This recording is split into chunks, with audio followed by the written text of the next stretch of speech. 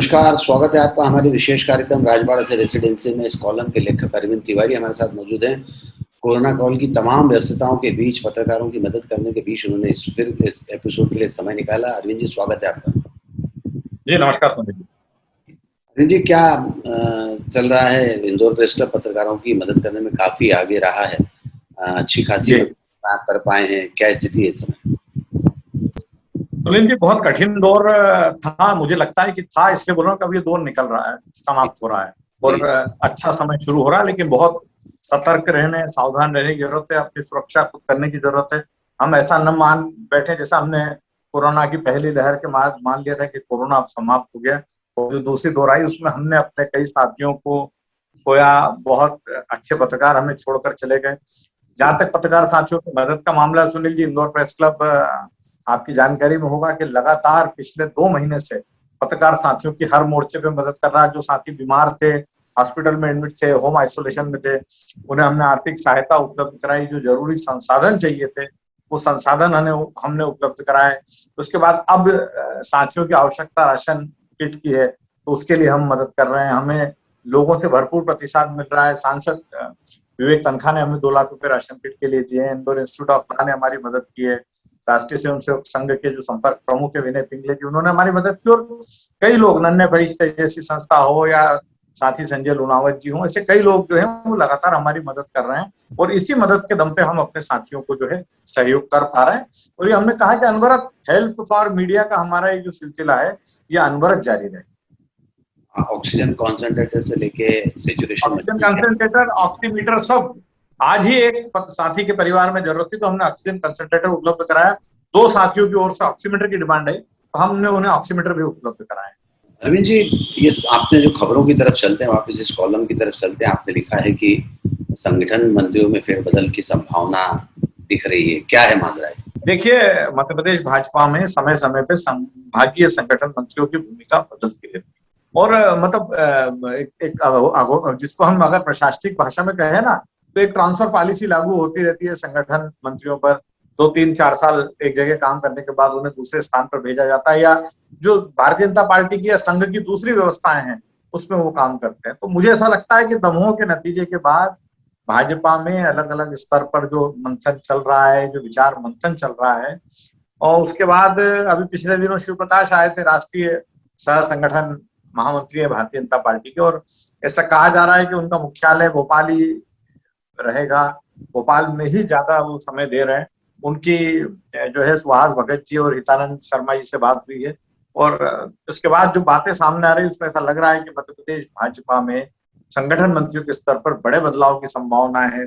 कुछ संगठन मंत्रियों को दायित्व से मुक्त कर वापस संघ में भेजा जा सकता है, ताकि संघ उनका उपयोग संघ के अनुषंगी संगठनों में कर सके। कुछ संगठन महामंत्रियों की भूमिका बदल सकती है, कुछ के तबादले हो सकते हैं जो लंबे समय से एक स्थान पर है, या जिनको लेकर पार्टी के कार्यकर्ताओं से या नेताओं से अलग अलग स्तर पर अच्छा फीडबैक नहीं मिल रहा है, उन्हें जो है अलग अलग स्थान पर भेजा जा सकता है। और भाजपा में ऐसा होता रहता है। भाजपा में संगठन मंत्री की भूमिका इसलिए बड़ी महत्वपूर्ण है और इसलिए संगठन मंत्री मजबूत होता है कि वो सीधा पार्टी के नेतृत्व के संपर्क में रहता है, और नेतृत्व को कार्यकर्ता तक या नेता तक जो बात पहुंचानी रहती है उसके लिए माध्यम संगठन मंत्री को बनाया जाता है। तो देखते हैं आने वाले समय में क्या बदलाव होते हैं, किसे फिर मौका मिलता है, किसे हटाया जाता है, किसका तबादला होता है। आपने लिखा है, एक मंत्री मध्य प्रदेश के मुख्यमंत्री से खफा है और वक्त आने पर अपनी नाराजगी जाहिर करने से भी नहीं चूकते। बिल्कुल।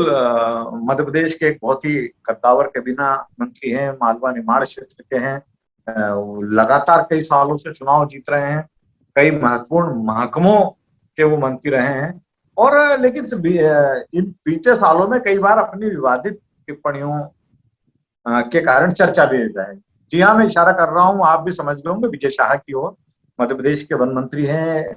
एक बार अपनी टीका टिप्पणी के कारण उन्हें मंत्रिमंडल से भी बाहर होना पड़ा था, लेकिन क्योंकि पार्टी के बड़े वरिष्ठ पुराने नेता और एक ही विधानसभा क्षेत्र हरसूद से लगातार कई चुनाव वो जीते हैं, इसलिए वापस मंत्री बने थे। लेकिन इन दिनों कुछ खफा खफा से है, और इसका अंदाज, उनकी नाराजगी का अंदाज इससे लगता है कि इन दिनों वो मुख्यमंत्री की जो बैठक है उसमें शामिल भी हो रहे हैं।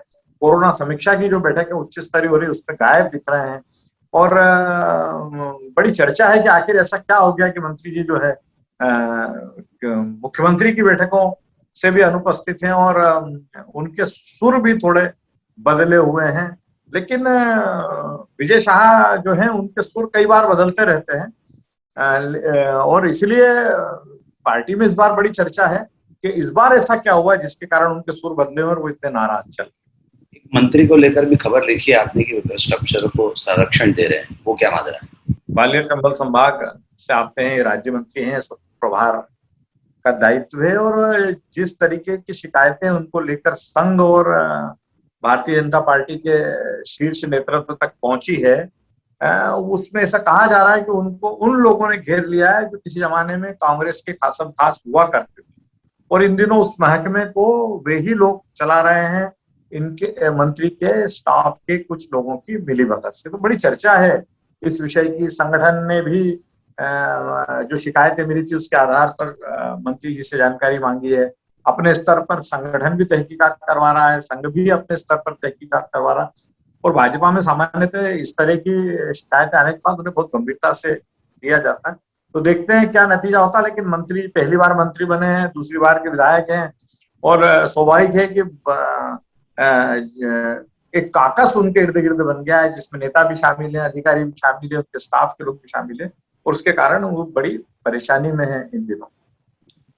कमलनाथ जी की सक्रियता को लेकर भी आपने लिखा है। यहाँ एक बात जरूर ये कहना चाहूंगा कि मुख्यमंत्री रहते कमलनाथ ने जितने दौरे मध्य प्रदेश के नहीं किए थे उससे ज्यादा दौरे अभी कर चुके हैं।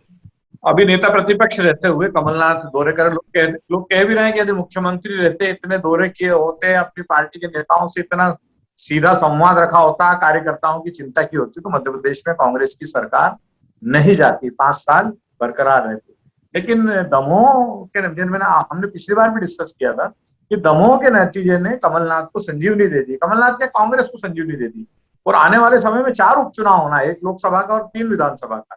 ऐसी स्थिति में कमलनाथ को लग रहा है कि, और फिर ये जो कोरोना के दौर में जो व्यवस्था से नाराज लोग हैं उसको कमलनाथ पूरी तरह से अपने पक्ष में बुलाना चाहते हैं। हमने देखा है कि जब भी जनता की व्यवस्था से जुड़ी नाराजगी रहती है उसका फायदा विरोधी दल को पूरा मिलता है और कोई इलेक्शन अगर इमीडिएट आ जाए तो उसमें तो विरोधी दल को फायदा मिलता ही मिलता है। तो कमलनाथ जोश से भरपूर हैं, खूब दौरे कर रहे हैं और सरकार पे तीखे स्वर में आक्रमण कर रहे हैं और ऐसे आक्रमण करते हैं कि सरकार, फिर चाहे वो मुख्यमंत्री हो या उनके कैबिनेट के मंत्री हो, सब कमलनाथ पे पिल पड़ते हैं। तो कमलनाथ को तो पब्लिसिटी मिल ही रही है। कमलनाथ बिल्कुल, मैंने तो लिखा है ना वो कि कमलनाथ बहुत फॉर्म में है, खूब सरकार पे आक्रमण कर रहे हैं, कार्यकर्ताओं की भावनाओं को समझ के उनके बीच जा रहे हैं और अल्टीमेट मध्य प्रदेश में आने वाले समय में नगरीय निकाय के चुनाव होना है, पंचायतों के चुनाव होना है, सहकारी संस्थाओं के चुनाव होना है। तो सब और इस सबसे कमलनाथ ये भी संकेत दे रहे हैं कि जो लोग ये सोच रहे हैं उनकी पार्टी में, कांग्रेस में, कि 2023 के चुनाव के पहले कमलनाथ दिल्ली चले जाएंगे, तो कमलनाथ ये संकेत दे रहे हैं कि नहीं, मैं 2023 का चुनाव मध्य प्रदेश में कांग्रेस मेरी अगुवाई में ही लड़ेगी। फिलहाल ये वक्त तय करेगा क्या हो सकता है। आपने लिखा है कि संकट के समय ही संबंधों की असली स्थिति पता लगती है। बिल्कुल। कैलाश विजयवर्गीय जी ने शहर के लिए इस पूरे कोरोना काल के दौरान काफी मदद की है। मेरे ख्याल से प्रेसिडेंट में कुछ कॉन्सेंट्रेटर्स की व्यवस्था भी उन्होंने की थी। तो हमें 5 ऑक्सीजन कंसंट्रेटर कैलाश जी ने हमें उपलब्ध कराए हैं जी। और विवेक तनखा जी भी काफी इस मामले में आगे हैं। बिल्कुल, मैंने इसीलिए कहा कि संबंधों की असली परख संकट के समय में ही होती है। कैलाश विजयवर्गीय के जो राष्ट्रव्यापी संबंध है उसका फायदा इंदौर को इस दौर में मिला। ऑक्सीजन, रेमडेसिविर, चिकित्सा उपकरण, हर क्षेत्र में कैलाश विजयवर्गीय ने इंदौर की खूब मदद करवाई। ठीक इसी तरह विवेक तनखा जो बहुत बड़े वकील हैं, देश के एडिशनल सॉलिसिटर जनरल रहे हैं, मध्य प्रदेश के महाधिवक्ता रहे और अभी राज्यसभा के सांसद हैं, उनके का भी जो नेटवर्क है बड़े देश के कॉर्पोरेट घरानों में, औद्योगिक घरानों में, उसका फायदा उन्होंने जबलपुर को बहुत दिलवाया। कोरोना संक्रमण के दौर में जबलपुर में ऑक्सीजन की कभी कोई कमी नहीं रही, खूब ऑक्सीजन मिली। RT-PCR की जो सबसे एडवांस मशीन थी वो Gwalior medical college, Jabalpur medical college को तनखा जी ने उपलब्ध कराई। अपना मंडला का स्कूल उन्होंने, जो सर्व सुविधा युक्त स्कूल है, वो कोविड केयर सेंटर के लिए दे दिया। रोटरी फाउंडेशन और जस्टिस तनखा फाउंडेशन के माध्यम से वो करीब 11 करोड़ रुपए जबलपुर के मेडिकल कॉलेज पे खर्च करवा रहे हैं। यही नहीं, दिल्ली में जो ऑक्सीजन प्लांट सरकारी अस्पतालों में लग रहे हैं उसमें भी विवेक तनखा बहुत मदद कर रहे हैं। और जहां तक बात करें इंदौर की, तो इंदौर प्रेस क्लब के एक आग्रह पर विवेक तन्खा ने जो है हमें पत्रकार साथियों को राशन किट के लिए 2 लाख रुपए उपलब्ध करवाए। महाकोशल क्षेत्र के कई अन्य जिलों में भी वो मदद कर रहे हैं, लोगों की, जरूरतमंद लोगों की मदद कर रहे हैं। तो ये सब दर्शाता है कि उनके जो उच्च स्तरीय संबंध है उसका उन्हें अपने क्षेत्र की जनता की मदद करने में पूरा फायदा मिल रहा है। विवेक तन्खा अपने आप में एक अलग शख्सियत है, उनका भी आर्थिक तंत्र बहुत मजबूत है। लेकिन सुनील जी, आर्थिक तंत्र तो कई लोगों का मजबूत है, लेकिन अपने क्षेत्र के लोगों के लिए जिस शहर में आपका जन्म हुआ, जहां पले बड़े पढ़े, एडवोकेट के रूप में सेवाएं दी और राज्यसभा सांसद के रूप में आप काबिज है, उस क्षेत्र की आप कितनी मदद करते हैं यह इसी समय में मालूम पड़ता है। और वो विवेक तन्खा जो है मुक्त हस्त से लोगों की मदद कर रहे हैं। मैं तो इंदौर प्रेस क्लब की ओर से उनका बहुत आभारी भी हूँ कि उन्होंने हमारे एक आग्रह पर हमारे साथियों की मदद। सही कहा आपने कि ऐसा माना जाता है कि नेताओं की आउटगोइंग बंद होती है, और विवेक तन्खा और कैलाश विजयवर्गीय 2 ऐसे उदाहरण हैं जिन्होंने साबित करके दिखाया है कि वे अपने संबंधों के साथ व्यक्तिगत रिश्तों को पूरा भुना कर लोगों के लिए काम करने की कोशिश करते हैं। बहरहाल अरविंद जी, मंत्री गोपाल भार्गव जी के बेटे अभिषेक भार्गव का कोविड केयर सेंटर काफी चर्चा में है, उसको लेकर क्या कहते हैं?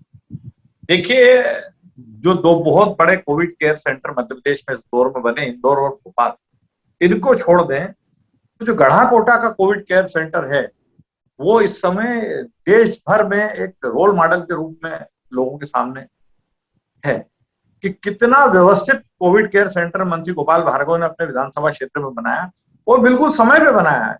उसकी चर्चा इसलिए भी है कि समय पे जब लोगों को आवश्यकता थी तब उन्होंने वो कोविड केयर सेंटर वहां खड़ा किया और उसका लोगों को बहुत फायदा उनके क्षेत्र को मिला।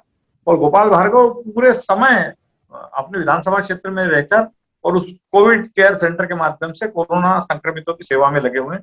उनके बेटे 18 से 20 घंटे उसी सेंटर में मौजूद रहते हैं और लोगों की जो भी आवश्यकता उसकी पूर्ति कर।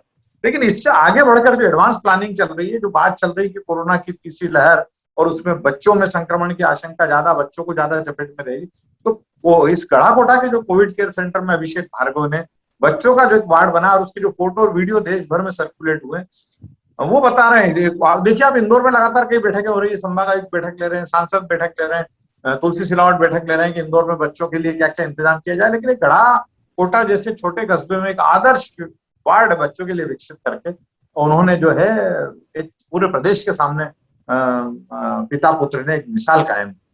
सही बात है, ये बड़ी बात है। अभिषेक भार्गव काफी युवा हैं और उनको 1-2 बार हमने सुना भी है, अच्छे वक्ता भी हैं और निश्चित तौर पर भविष्य की राजनीति के वे एक नए उम्मीदवार हो सकते हैं। बहरहाल चाय से ज्यादा केटली गर्म होती है, यह कहावत हमने सुनी है, और पंख लग जाते हैं जब पिता आईएएस अधिकारी हो।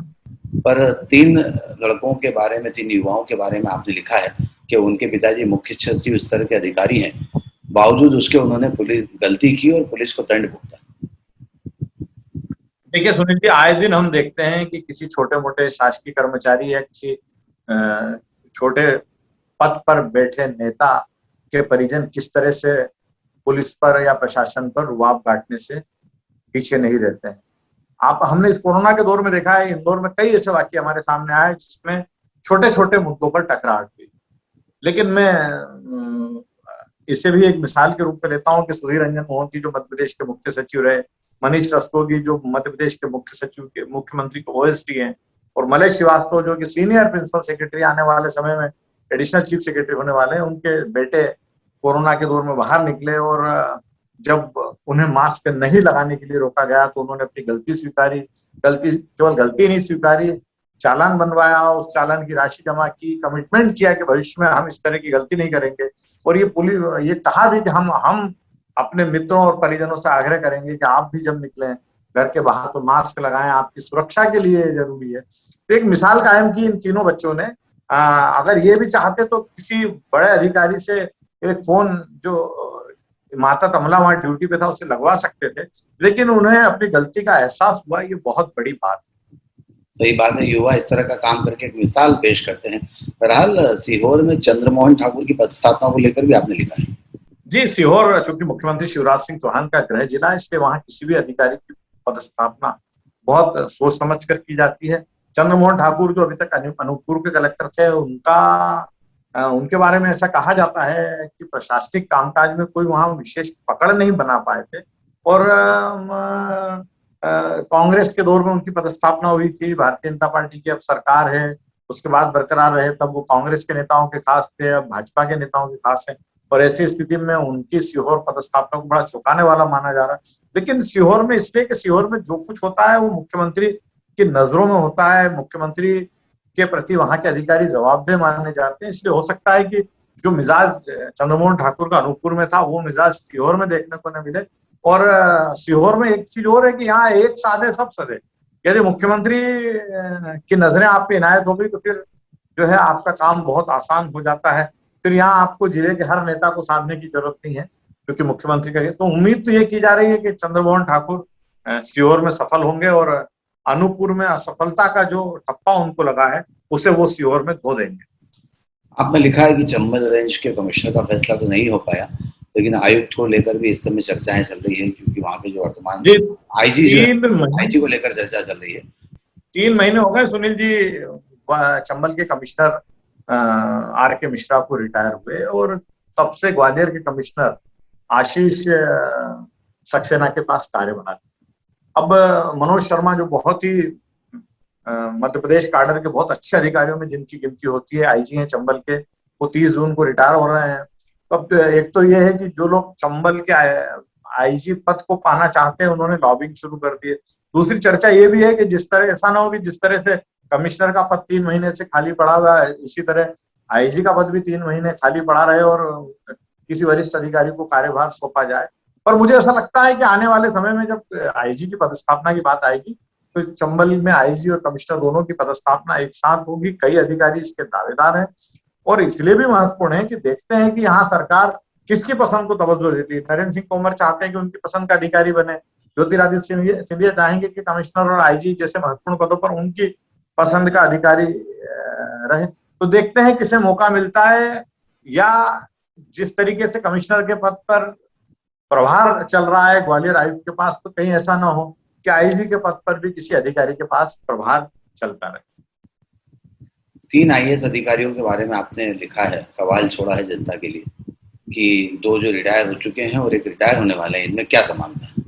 हाँ, ये बिल्कुल आपने सही कहा कि रजनीश श्रेष्ठ रिटायर हो चुके हैं, मनोज श्रीवास्तव रिटायर हो चुके हैं, राधेश्याम जुलानिया निकट भविष्य में रिटायर हो चुके हैं। इनमें आखिर क्या समानता है?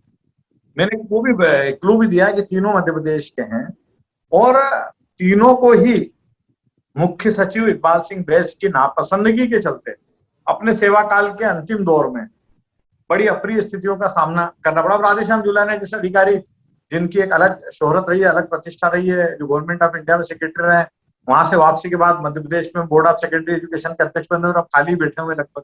मनोज श्रीवास्तव के कार्यकाल का अंतिम समय जो हमने देखा, उनसे सारे प्रभार ले लिए गए थे। रजनीश श्रेष्ठ सबसे सीनियर होते हुए ही जिस भूमिका में थे, तो आखिर ये समझ में नहीं आ रहा कि इन तीनों के साथ ऐसा क्यों हुआ। तीनों मध्य प्रदेश के हैं। अच्छा, चौंकाने वाली बात तो है कि इनमें से रजनीश श्रेष्ठ और राधेश्याम जुलानिया तो इकबाल सिंह बेस्ट बैचमेट है, और सामान्यतः अपने बैचमेट अधिकारियों के प्रति किसी भी वरिष्ठ अधिकारी का रवैया बड़ा सौहार्द वाला रहता है। अरविंद जी, अब बात है मीडिया की, जब तक नहीं होगी तब तक ये कॉलम और ये शो अधूरा रहता है, तो मीडिया की बातों के बारे में भी बता दीजिए। देखिए, इस समय दैनिक भास्कर में जबरदस्त काम हो रहा है। पिछले 2-2.5 महीनों में दैनिक भास्कर की टीम ने मैदान में जाकर जो ग्राउंड रिपोर्ट्स की है, चाहे वो गंगा में शवों को बहा आने का मामला हो, या कोरोना काल के दौरान शमशानों की स्थिति का मामला हो, या अन्य जिस तरह के मामले, उसमें जो जिस तरह की जो एक प्रयोग गुजरात में किया दैनिक दिव्य भास्कर ने, कि उन्होंने वहां के प्रदेश अध्यक्ष से पूछा कि रेमडेसिविर इंजेक्शन आपके कार्यालय में, मुख्यमंत्री से पूछा कि आपके पार्टी के कार्यालय से मिल रहे हैं, और जब मुख्यमंत्री संतोषजनक जवाब नहीं दे पाए, पार्टी के वरिष्ठ नेता संतोषजनक जवाब नहीं दे पाए, तो उन्होंने भारतीय जनता पार्टी के प्रदेश अध्यक्ष का नंबर छाप दिया अखबार में, हेडिंग की जगह, बोल इस नंबर से जवाब मिलेगा। बहुत ही अद्भुत प्रयोग किया। तो बहुत अलग अलग स्टोरीज जो हुई हैं भास्कर में। दूसरा, आपने खुद देखा होगा कि पिछले 2-2.5 महीने में व्यवस्था की खामियों को दैनिक भास्कर ने प्रमुखता से उजागर किया। तो सुधीर अग्रवाल के नेतृत्व में भास्कर में जबरदस्त काम हो रहा है। जनता की पीड़ा को उजागर किया जा रहा है, व्यवस्था की खामियों को दमदारी से रखा जा रहा है। और हमने देखा रवीश कुमार ने अपने प्राइम टाइम में दैनिक भास्कर की कई खबरों का, हमारे इंदौर के साथी सुनील बघेल की एक खबर का उन्होंने उल्लेख किया। तो बड़ा जबरदस्त काम, एक दैनिक भास्कर की जो स्टोरी है कि मेडिकल पीएम केयर से जो मेडिकल इक्विपमेंट्स मिले उनकी किस तरह से दुर्दशा है, तो बड़ी चर्चा में रही है। तो मैं दैनिक भास्कर की टीम को सैल्यूट करता हूं, और उनके जो लीडर है सुधीर अग्रवाल, उनका जो विजन है उसको मैं दाद देता हूँ। वरिष्ठ साथी प्रदीप मिश्रा जो लंबे समय तक अग्निमान, प्रभात किरण में और दैनिक दोपहर में सेवाएं दी, अब टीम प्रजातंत्र का हिस्सा हो गए हैं विशेष संवाददाता के रूप में। युवा साथी अंशुल मुकाटी, जिन्होंने हाल ही में कोरोना को शिकस्त दी थी, ईटीवी भारत को अलविदा कहकर जी टीवी का हिस्सा हो चुके हैं। वुमेन्स प्रेस क्लब की टीम का पुनर्गठन हुआ है, कुछ नए चेहरों को मौका मिला है। और दुखद खबर ये रही कि हमारे युवा साथी लाहौर के धीरेन्द्र तोमर, जो कि दैनिक अग्निपथ के ब्यूरो चीफ थे, भास्कर, पत्रिका नई दुनिया जैसे अखबारों में काम कर चुके थे, कल सुबह कोरोना से जंग में शिकस्त खा गए धीरेन्द्र भाई। हमारी विनम्र श्रद्धांजलि। और मैंने मध्य प्रदेश सरकार से भी अनुरोध किया है कि जिस तरह से आपने दिवंगत पत्रकारों के परिजनों को आर्थिक सहायता प्रदान की, धीरेन्द्र चौहान के परिजनों को भी आर्थिक सहायता प्रदान करें। सही बात है। तमाम सारी खबरें मीडिया जगत की रही, चाहे वो प्रशासनिक क्षेत्र की हो, राजनीतिक क्षेत्र की हो, लंबी और गहरी पकड़ रखते हैं वरिष्ठ पत्रकार अरविंद तिवारी। अरविंद जी, हमसे बातचीत करने के लिए बहुत बहुत शुक्रिया। आज के इस कार्यक्रम में बस इतना ही। सुनील जोशी को दीजिए इजाजत। नमस्कार।